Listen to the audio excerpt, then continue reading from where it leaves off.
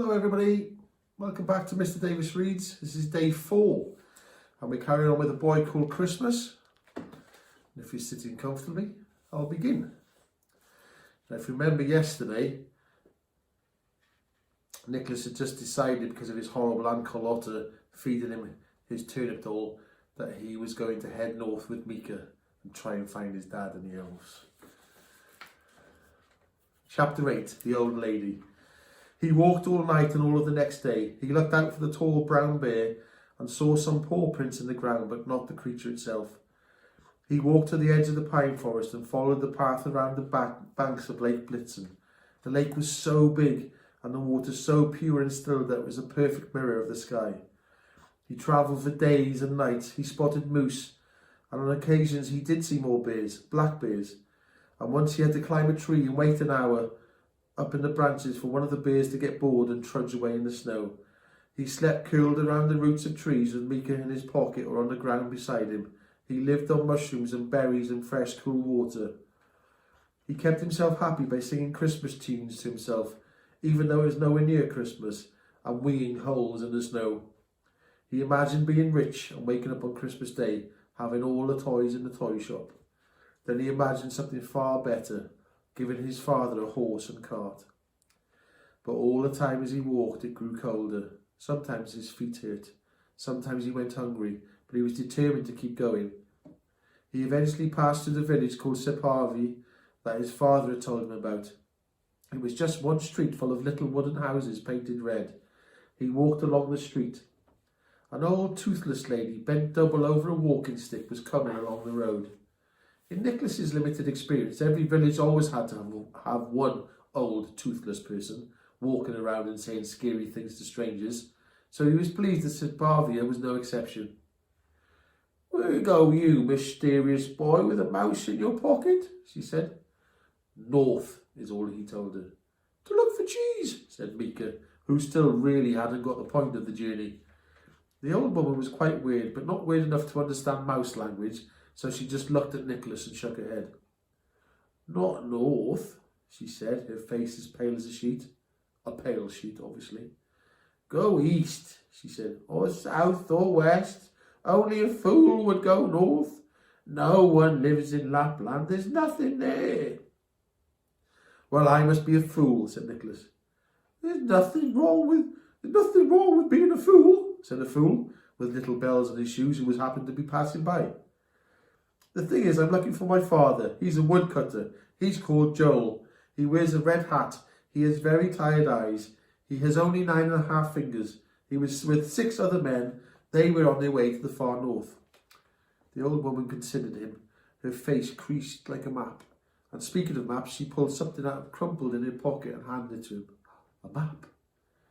"There were some men, yes, now I think of it. 7 of them. They came through at the start of the summer. They had maps." Nicholas felt a surge of excitement. "They dropped this one." "Have they been back?" The old lady shook her head. "I tell you, those that go north never return." "Well, thank you so much," said Nicholas. He tried to smile to hide his worry. He had to give her something, so he decided upon berries, as he didn't have much else. Please have these berries." The old lady smiled in return, and Nicholas saw her gums were brown and rotten. "You're a good boy. Take my shawl. You'll need all the warmth you can get." And Nicholas, who could feel that even Mika, though relatively warm inside his coat pocket, was beginning to shiver, took the gift and thanked her again and went on his way. That's a picture of the map. On and on he walked, following the map over plains and ice-covered lakes and snow-covered fields and forests full of spruce trees. One afternoon, Nicholas sat down underneath one of the snowy spruce trees and checked his feet. They were covered in blisters. The only bits of skin that weren't covered in blisters were bright red, and his shoes, which had been tatty to start off with, had practically fallen to pieces. "It's no use," he told Mika. "I don't think I can go on. I'm too tired. It's getting too cold. I'll have to go home." But even when he said that word, home, he realised he didn't have one. There was the cottage in the pine forest, but that wasn't home anymore, not with Aunt Carlotta living there. not when he wasn't even able to sleep in his own bed. "Listen, Mika," he said, feeding the mouse a mushroom as he sat down by a tree. "It might be best for you if you stayed in the forest. Look at the map. I don't know if we make it." Nicholas and Mika peered at the map, but the path they had to follow was illustrated by a dotted line that looked like footsteps in the snow. The map had no straight lines on it. It was just one long curving path weaving through forests and around lakes towards a large mountain. He knew the mountain was large because it was called on the map Very Large Mountain. He lifted the mouse out of his pocket and placed him on the ground. "Go on, Mika, leave me. Look, there are leaves and berries. You'll be able to live here. Go on." The mouse looked up at him. "Leaves and berries? Don't insult me with talk of leaves and berries." "Seriously, Mika, it's for the best." But Mika just crawled back onto Nicholas's foot, and Nicholas put the mouse back in his pocket. Nicholas rested his head on the mossy ground and pulled the old lady's shawl over him, and right there, in daylight, he fell asleep. As he slept, snow fell. He had a dream about being a child and going to the hills near Lake Blitzen, and of being on the sleigh as his father pushed him and his mother laughed. He was so happy inside that dream. There was a scratchy feeling and he sprung awake. Mika was pawing at his chest and squeaking with fear. "What is it, Mika?" "I don't have a clue," squeaked Mika, "but it's really big and it's got horns on its head." Then Nicholas saw it, the creature. It was so close that for a moment he didn't know what it was. It certainly seemed large from where Nicholas was sitting, but it wasn't a bear. It was covered in dark grey fur and had a broad, strong-looking head like a moose, but definitely not a moose. The creature's chest was heaving with deep breaths and wasn't grey but as white as snow. The animal was making strange noises as if it was a pig crossed with a wolf. He saw the large velvet-haired antlers that bent and twisted like trees leaning in the wind. Then he realised it was a reindeer. A very big and very angry reindeer. And it was staring straight at Nicholas. Chapter 9. The Reindeer. The reindeer stood back, looking large and ferocious. Its dark grey fur was the colour of the storm clouds above. It moved its giant head from left to right and then up, and let out a strange grunting roar as a roll of thunder crashed in the sky. Mika squeaked meekly in fear. Nicholas clambered to his feet. "Good reindeer, good boy, good boy." "Are you a boy?" "You are a boy. It's all right. I'm not going to hurt you. Okay, I'm a friend." The words had no effect. In fact, they made the reindeer rear up on his hind legs. The animal towered above Nicholas, and its front hooves came within an inch from his face, pawing the air in anger. Nicholas backed into a tree. His heart was pounding. "What should we do?" I asked Mika. But Mika clearly had no plans. He felt inclined to share. "Should we run?" Nicholas knew there was no way he would be able to outrun the reindeer. His breath whitened the air and he was rigid with shock. The reindeer was a big, heavy mass of muscle and fur and clouded nostril breath. Through the stormy air he came, wild, grunting, huffing, with his head low now, and the large antlers pointed directly into Nicholas's face. This must have been the largest and most furious reindeer in the whole of Finland. Lightning flashed across the sky. Nicholas glanced up. "Hold on tight, Mika," Nicholas said as he jumped up, grabbing the branch just above him with two hands, and swinging himself out of the reindeer's path as thunder rumbled. The reindeer collided straight into the spruce tree, and as Nicholas hooked his leg around the branch and held on even tighter, Nicholas was hoping that the reindeer would eventually get bored and leave him in peace, but the reindeer stayed there, pawing the ground and circling the tree.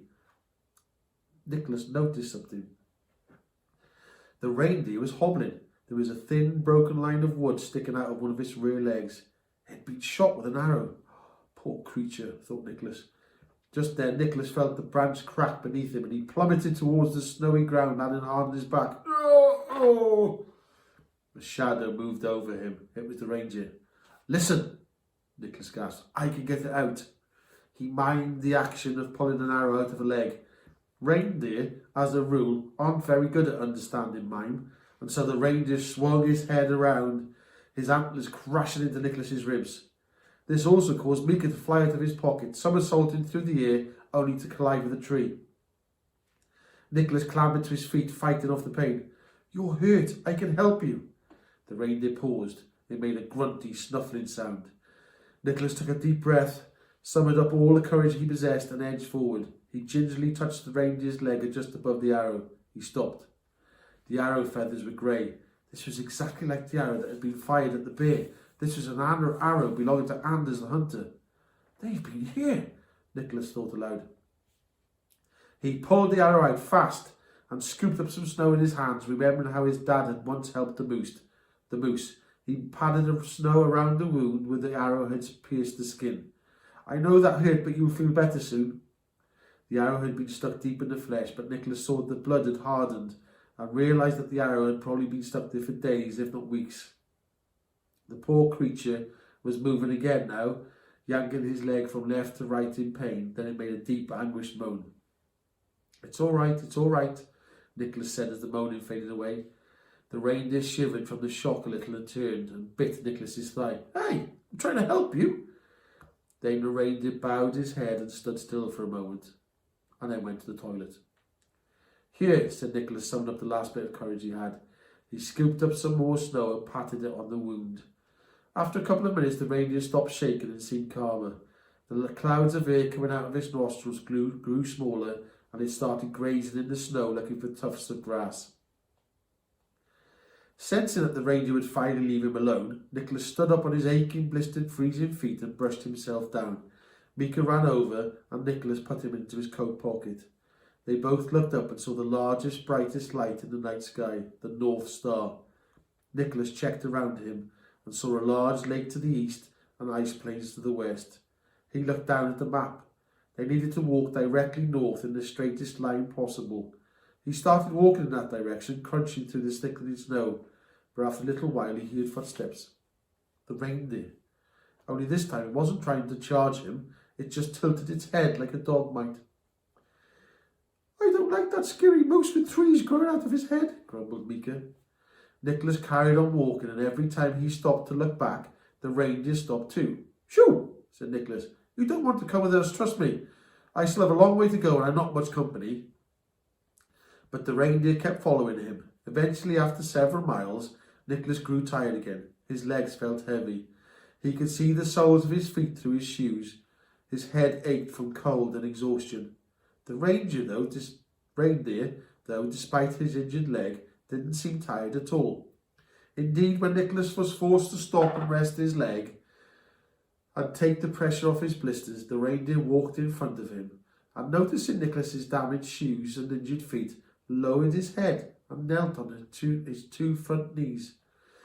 "You want me to climb on your back?" Nicholas asked. The reindeer made a snuffling, grunting sort of sound.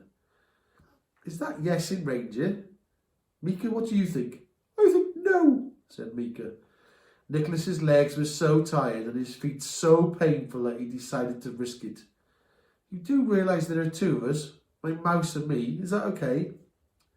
It appeared to be, so Nicholas climbed on the reindeer's back, and well, he did the only thing he could do. He hoped for the best. And that's all for today. See you again tomorrow. Bye.